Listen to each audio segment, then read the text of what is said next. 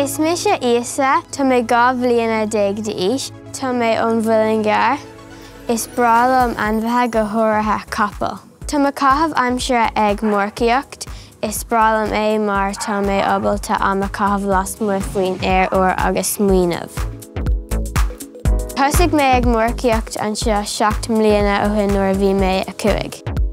Is bralam é mar is féidir liom teachtamach aon am gur mian liom agus obair lena capall agus cabhrú. Bíonn mé am bhfuil leis na capall uair sa 7 ar laghad ach le haid cúpla uair chloig.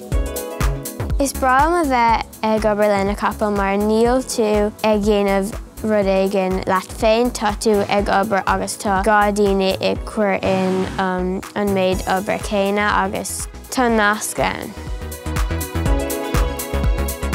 Cos níonn sé airgid le haghaidh na gceachtaine agus na seoanna, ach tá an tála mar is féidir liom mórcaíocht ar Watson, capall mo chara Anna.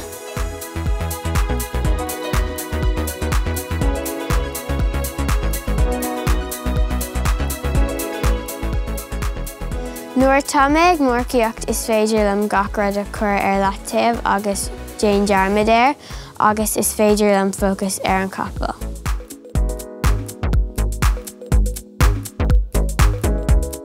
Nuair tá mé ag mórcaíocht maithí an beo, agus nuair tám ar Watson tám ar mo hábhín so.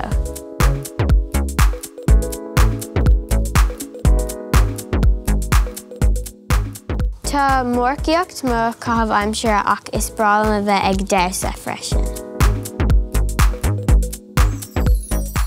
Tá siad ancasú le na céile mar tá rithim a gceist le na birte acu.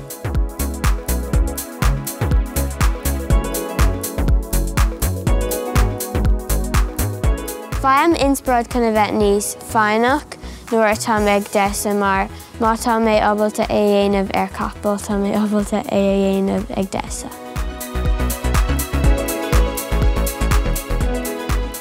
Níl ag léim Jackar, tá a lán smaoinemh ag teastal le haghaidh ag léim ach tá an rud is fearna tá tú ag léim mar ní caithfidh tú smaoinemh chuid tá tú ag déanamh, ach is slí eile tá tú ag smaoinemh ar gach rud.